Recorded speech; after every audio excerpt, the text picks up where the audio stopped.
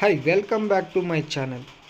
ವಿಧೇಯವಾಗಿರುವಂಥ computer teacher degree ಪದವಿಯನ್ನು ಮುಗಿಸಿ computer ಕಲಿಯುವುದಕ್ಕೆ ಬಂದ ಹುಡುಗನ ಜೊತೆ ಅವಳ ದಾಹ ತೀರುವಷ್ಟು ಕೆಲಸ ಮಾಡಿಸಿಕೊಂಡ ಕತೆ.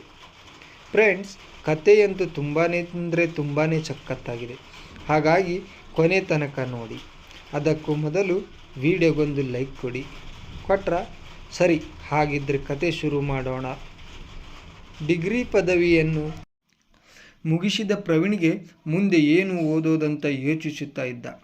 ಆಗ ಅವರಪ್ಪ ಅವನ ಹತ್ತಿರ, ನೀನು ಬೇರೆ ಏನಾದರೂ ಓದು ಪರವಾಗಿಲ್ಲ, ಆದರೆ ಅದಕ್ಕೂ ಮೊದಲು ಕಂಪ್ಯೂಟರ್ ಕ್ಲಾಸ್ಗೆ ಹೋಗು. ಏಕೆಂದರೆ ಈಗಿನ ಕಾಲದಲ್ಲಿ ಕಂಪ್ಯೂಟರ್ ಬಗ್ಗೆ ಗೊತ್ತಿಲ್ಲದೆ ಇದ್ದರೆ ನೀನು ಏನೂ ಮಾಡೋದಕ್ಕೂ ಆಗಲ್ಲ. ನಿನಗೆ ಕಂಪ್ಯೂಟರ್ ಬಗ್ಗೆ ಗೊತ್ತಿದ್ದರೆ ಮಾತ್ರ ಒಳ್ಳೆ ಕೆಲಸ ಸಿಗುತ್ತದೆ, ಇಲ್ಲ ಅಂದರೆ ನಮ್ಮ ಹಾಗೆ ಕೂಲಿ ಕೆಲಸ ಮಾಡಬೇಕಾಗುತ್ತದೆ ಅಂತ ಹೇಳಿದರು.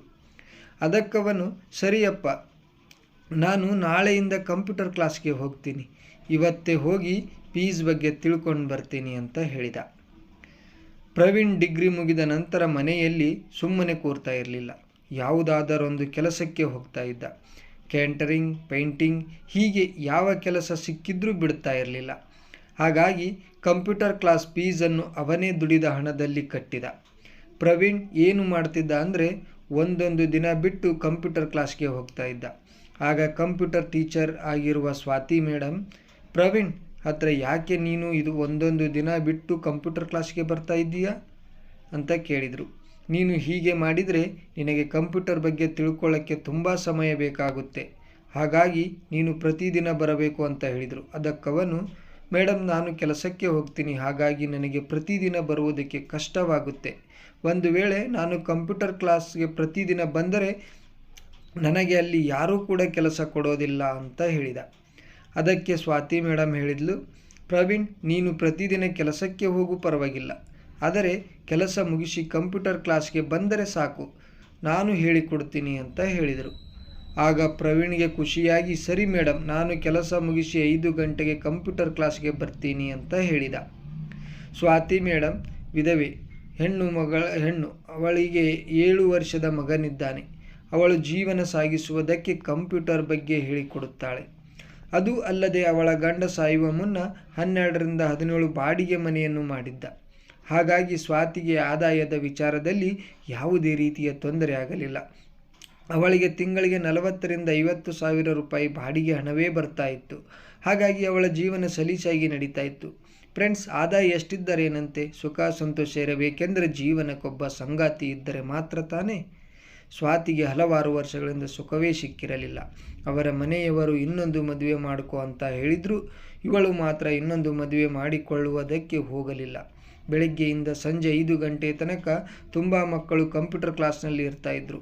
ಆದರೆ 5 ಗಂಟೆಯ ಮೇಲೆ ಕ್ಲಾಸ್ಗೆ ಬರ್ತಾ ಇದ್ದಿದ್ದು ಪ್ರವೀಣ್ ಮಾತ್ರ. ಅವನು ಕಂಪ್ಯೂಟರ್ ಕ್ಲಾಸ್ ಮುಗಿಸಿ ಮನೆಗೆ ಹೋಗುವಾಗ ತುಂಬಾ ಕತ್ತಲಾಗ್ತಾ ಇತ್ತು. ಪ್ರವೀಣ್ಗೆ ಕಂಪ್ಯೂಟರ್ ಹೇಳಿಕೊಡುವಾಗ ಸ್ವಾತಿ ಅವನ ಪಕ್ಕದಲ್ಲೇ ಇರ್ತಾ ಇದ್ಲು. ಮೇಡಮ್ ಮತ್ತು ಸ್ಟೂಡೆಂಟ್ ಆಗಿದ್ದವರು ಸ್ವಲ್ಪ ದಿನದಲ್ಲಿ ಫ್ರೆಂಡ್ಸ್ ಥರ ಆದರು. ಇಬ್ಬರು ಕೂಡ ಏನೇನೋ ತಮಾಷೆ ಮಾಡ್ತಾ ನಗುತ್ತಾನೇ ಇರ್ತಿದ್ರು. ಇಬ್ಬರು ಕೂಡ ಅಕ್ಕಪಕ್ಕದಲ್ಲಿ ಕೂತ್ಕೊಳ್ತಾ ಇದ್ದಿದ್ದರಿಂದ ಒಬ್ಬರ ಮೈ ಒಬ್ಬರಿಗೆ ಟಚ್ ಆಗ್ತಾ ಇತ್ತು. ಸ್ವಾತಿಯೊಬ್ಬಳು ವಿಧವೆ ಹೆಣ್ಣು. ಅವಳಿಗೆ ಎಷ್ಟೋ ವರ್ಷಗಳಿಂದ ಸುಖವೇ ಸಿಕ್ಕಿರಲಿಲ್ಲ.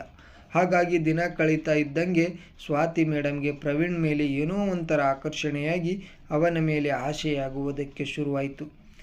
ಹೀಗೆ ಒಂದಿನ ಏನಾಗುತ್ತೆ ಅಂದರೆ, ಇಬ್ಬರು ಕೂಡ ತಮಾಷೆ ಮಾಡ್ತಾ ನಗುತ್ತಾ ಇರುವಾಗ ಸ್ವಾತಿ ಪ್ರವೀಣ್ ಕೆನ್ನೆಗೊಂದು ಮುತ್ತು ಕೊಟ್ಟು ನಾಚಿಕೆಯಿಂದ ಪಕ್ಕದಲ್ಲಿರುವ ಕ್ಲಾಸ್ ರೂಮ್ಗೆ ಹೋಗ್ತಾಳೆ. ಪ್ರವೀಣ್ಗೆ ಸ್ವಾತಿ ಮೇಡಮ್ ಮುತ್ತು ಕೊಟ್ಟಿರೋದನ್ನು ನಂಬೋದಕ್ಕೆ ಆಗಲ್ಲ. ಅವನು ಮನಸ್ಸಲ್ಲೇ, ನಿಜವಾಗ್ಲೂ ಮೇಡಮ್ ನನಗೆ ಮುತ್ತು ಕೊಟ್ರಾ ಅಂತ ಯೋಚಿಸುತ್ತಾ ಸ್ವಾತಿ ಹೋಗಿರುವ ರೂಮ್ಗೆ ಹೋಗ್ತಾನೆ. ಆಗ ಸ್ವಾತಿ ನಾಚಿಕೊಳ್ಳುತ್ತಾ ಕಿಟಕಿ ಕಡೆ ನೋಡ್ತಾ ಇರ್ತಾಳೆ. ಇವನು ಅವಳ ಹಿಂದೆ ಹೋಗಿ, ಮೇಡಮ್ ನೀವು ನನಗೆ ಮುತ್ತು ಕೊಟ್ರಾ ಅಂತ ಕೇಳ್ತಾನೆ. ಅದಕ್ಕೆ ಅವಳು, ಸಾರಿ ಕಣೋ, ಏನೋ ಯೋಚನೆ ಮಾಡ್ತಾ ಮುತ್ತು ಕೊಟ್ಬಿಟ್ಟೆ, ನನ್ನನ್ನು ಕ್ಷಮಿಸು ಅಂತ ಕೇಳುತ್ತಾಳೆ. ಆಗ ಪ್ರವೀಣ್ ಸ್ವಾತಿಯನ್ನು ಹಿಂದಿನಿಂದ ತಬ್ಬಿಕೊಂಡು, ಮೇಡಮ್ ನಿಮಗೆ ನಾನಂದ್ರೆ ಇಷ್ಟನಾ ಅಂತ ಕೇಳ್ತಾನೆ. ಅದಕ್ಕೆ ಅವಳು, ಹಾಗೇನಿಲ್ಲ ಬಿಡು ಅಂತ ಮುಗುಳ್ನಗುತ್ತಾ ಹೇಳ್ತಾಳೆ. ಅದಕ್ಕೆ ಪ್ರವೀಣ್, ಹೌದಾ, ಹಾಗಿದ್ರೆ ಮುತ್ತು ಯಾಕೆ ಕೊಟ್ಟಿದ್ದಂತ ಮತ್ತೆ ಕೇಳುತ್ತಾನೆ. ಸ್ವಾತಿ ಪ್ರವೀಣ್ ಪ್ರಶ್ನೆಗೆ ಯಾವುದೇ ರೀತಿಯ ಪ್ರತ್ಯುತ್ತರ ಕೊಡದೆ ಮನಸ್ಸಲ್ಲಿ ನಗುತ್ತಾ ಸುಮ್ಮನೆ ನಿಂತಿರುತ್ತಾಳೆ. ಸ್ವಾತಿಯ ಮನಸ್ಸನ್ನು ಅರ್ಥ ಮಾಡಿಕೊಂಡ ಪ್ರವೀಣ್ ಅವಳ ಕೆನ್ನೆಗೊಂದು ಚುಂಬನ ಕೊಟ್ಟು ಸ್ವಾತಿಯನ್ನು ಗಟ್ಟಿ ಮಾಡಿ ತಬ್ಬಿಕೊಳ್ಳುತ್ತಾನೆ. ಸ್ವಾತಿ ಕೂಡ ಇವನನ್ನು ತಬ್ಬಿಕೊಂಡು ಮತ್ತೊಂದು ಸಲ ಚುಂಬಿಸುವುದಕ್ಕೆ ಮುಂದಾದಾಗ ಸ್ವಾತಿಯ ಮಗ ಅಮ್ಮ ಅಂತ ಕೂಗಿಕೊಂಡು ಒಳಗಡೆ ಬರ್ತಾನೆ. ಆವಾಗ ಇಬ್ಬರು ಕೂಡ ಆಚೆ ಈಚೆ ಹೋಗ್ತಾರೆ. ಪ್ರವೀಣ್ಗೆ ಕಂಪ್ಯೂಟರ್ ಕ್ಲಾಸ್ ಟೈಮ್ ಆಗಿರೋದ್ರಿಂದ ಮೇಡಮ್ ಹತ್ರ ನಾಳೆ ಬರ್ತೀನಿ ಅಂತ ಹೇಳಿ ಹೊರಡುತ್ತಾನೆ. ಪ್ರವೀಣ್ ಮರುದಿನ ಕೆಲಸಕ್ಕೆ ರಜೆ ಹಾಕಿಬಿಟ್ಟು ಹೇರ್ ಕಟ್ ಮಾಡೋದಕ್ಕೆ ಹೋಗ್ತಾನೆ. ಹೊಸ ಡ್ರೆಸ್ ಕೂಡ ತಗೋತಾನೆ. ಮರುದಿನ ಕಂಪ್ಯೂಟರ್ ಕ್ಲಾಸ್ಗೆ ಬರುವಾಗ ತುಂಬಾ ಸ್ಮಾರ್ಟಾಗಿ ಕಾಣೋ ಥರ ಬರ್ತಾನೆ. ಅದು ಅಲ್ಲದೆ ಘಮ ಘಮ ಪರಿಮಳ ಬರುವ ಪರ್ಫ್ಯೂಮ್ ಕೂಡ ಹಾಕ್ಕೊಂಡು ತಿನ್ನುವುದಕ್ಕೆ ಹಣ್ಣು ಹಂಪಲು ಮತ್ತು ಕುಡಿಯುವುದಕ್ಕೆ ಜ್ಯೂಸ್ ತಗೊಂಡು ಬರ್ತಾನೆ. ಕಂಪ್ಯೂಟರ್ ಕ್ಲಾಸ್ನಲ್ಲಿ ಸ್ವಾತಿ ಮೇಡಮ್ ಪ್ರವೀಣ್ ಬರ್ತಾನೆ ಅಂತ ಅಂದವಾಗಿ ಸೀರೆ ಉಟ್ಕೊಂಡು ಮಲ್ಲಿಗೆ ಮತ್ತು ಗುಲಾಬಿ ಹೂವನ್ನು ಮುಡಿದು ಏಂಜಲ್ ಥರ ಕಾಣುವ ಹಾಗೆ ರೆಡಿಯಾಗಿರುತ್ತಾಳೆ. ಪ್ರವೀಣ್ ಒಳಗೆ ಬಂದವನೇ ಸ್ವಾತಿಯ ಅಂದವನ್ನು ನೋಡಿ ಮನಸೋತು ಹೋಗ್ತಾನೆ. ಇವನ ಕೈಯಲ್ಲಿದ್ದ ಹಣ್ಣು ಹಂಪಲನ್ನು ನೋಡಿ ಇದನ್ನೆಲ್ಲ ಯಾಕೆ ತಂದದ್ದು ಅಂತ ಕೇಳ್ತಾಳೆ. ಅದಕ್ಕವನು, ಮೇಡಮ್ ಆಟವಾಡುವಾಗ ಸುಸ್ತಾದರೆ ಇದನ್ನು ತಿಂದು ಶಕ್ತಿ ಹೆಚ್ಚಿಸಿಕೊಳ್ಳುವುದಕ್ಕೆ ತಂದಿದ್ದು ಅಂತಾನೆ. ಸ್ವಾತಿ ಮುಗುಳ್ನಗುತ್ತಾ ಕಂಪ್ಯೂಟರ್ ಕ್ಲಾಸಿನ ಡೋರನ್ನು ಹಾಕಿ ಪ್ರೀತಿಯಿಂದ ತಬ್ಬಿಕೊಳ್ಳುತ್ತಾಳೆ. ಇಬ್ಬರ ಆಟವು ನಿಧಾನವಾಗಿ ಚುಂಬನದಿಂದ ಶುರುವಾಗುತ್ತೆ. ನಂತರ ನಿಧಾನವಾಗಿ ಒಂದೊಂದೇ ತೆಗೆದು ಬಿಸಾಡುತ್ತಾ ಸಿಹಿ ಜೇನು ತುಂಬಿದ ಗೂಡಿನೊಳಗೆ ರಣಹದ್ದನ್ನು ಬಿಡುತ್ತಾನೆ. ಫ್ರೆಂಡ್ಸ್, ರಣಹದ್ದಿಗೆ ಸಿಹಿ ಬೆಲ್ಲದಂತೆ ರುಚಿಯಾಗಿರುವ ಜೇನುಗೂಡು ಸಿಕ್ಕಿದರೆ ಸುಮ್ಮನೆ ಬಿಡುತ್ತಾ? ಖಂಡಿತ ಇಲ್ಲ. ಅದನ್ನು ಕುಕ್ಕಿ ಕುಕ್ಕಿ ತಿಂದು ಬಿಡುತ್ತೆ. ಸ್ವಾತಿ ತನಗೆ ಇಷ್ಟ ಬಂದ ರೀತಿಯಲ್ಲಿ ಹೊಡೆಸಿಕೊಂಡು ತೃಪ್ತಿಪಟ್ಟರೆ ಪ್ರವೀಣ್ ತನಗೆ ಇಷ್ಟವಾಗುವ ರೀತಿಯಲ್ಲಿ ಹೊಡೆದು ಜೇನುಗೂಡಿನ ಜೇನು ರಸವನ್ನು ಕುಡಿದು ತೃಪ್ತಿ ಪಡುತ್ತಾನೆ. ಫ್ರೆಂಡ್ಸ್, ನೀವು ಅವನ ಜಾಗದಲ್ಲಿ ಇದ್ದಿದ್ರೆ ಏನೆಲ್ಲ ಮಾಡ್ತಾಯಿದ್ರಿ ಅಂತ ಕಾಮೆಂಟ್ ಮಾಡಿ, ಓಕೆನಾ? ಹೀಗೆ ಇಬ್ಬರ ಆಟವು ಮುಂದುವರಿಯುತ್ತಾ ಕೊನೆಯ ಕ್ಷಣದಲ್ಲಿ ಇಬ್ಬರ ಜೇನುರಸ ಸುಂದರವಾಗಿರುವ ಗೂಡಿನೊಳಗೆ ಬೆರೆತು ಸಮ್ಮಿಲನವಾಗುತ್ತೆ. ಸ್ವಾತಿಯ ಆಸೆ ಸಂಪೂರ್ಣವಾಗಿ ತೀರಿಬಿಡುತ್ತೆ. ಇಬ್ಬರಿಗೂ ಸಹ ಆಟದಲ್ಲಿ ಸುಸ್ತಾಗಿದ್ದ ಕಾರಣ ಸ್ವಲ್ಪ ಹೊತ್ತು ರೆಸ್ಟ್ ಮಾಡಿ ಹಣ್ಣನ್ನು ತಿಂದು ಜ್ಯೂಸ್ ಕುಡಿಯುತ್ತಾರೆ. ಸ್ವಾತಿಗೆ ಎಷ್ಟೋ ವರ್ಷಗಳಿಂದ ಸಿಗದ ಸುಖ ಮತ್ತೆ ಸಿಗುವುದಕ್ಕೆ ಶುರುವಾಗುತ್ತೆ.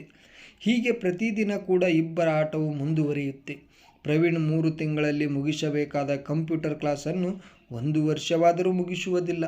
ಯಾಕೆ ಹೀಗೆ ಅಂತೀರಾ? ಅವರಿಬ್ಬರ ಸಂಬಂಧ ದಿನ ಕಳೆದಂತೆ ಗಟ್ಟಿಯಾಗುತ್ತಾ ಹೋಗುತ್ತೆ. ಫ್ರೆಂಡ್ಸ್, ಕತೆ ಹೇಗಿತ್ತು ಅಂತ ಕಮೆಂಟ್ ಮಾಡಿ ತಿಳಿಸಿ. ಮತ್ತೆ ಮುಂದಿನ ವಿಡಿಯೋದಲ್ಲಿ ಸಿಗೋಣ. ಅಲ್ಲಿವರೆಗೂ ಧನ್ಯವಾದಗಳು. ಬಾಯ್ ಬಾಯ್.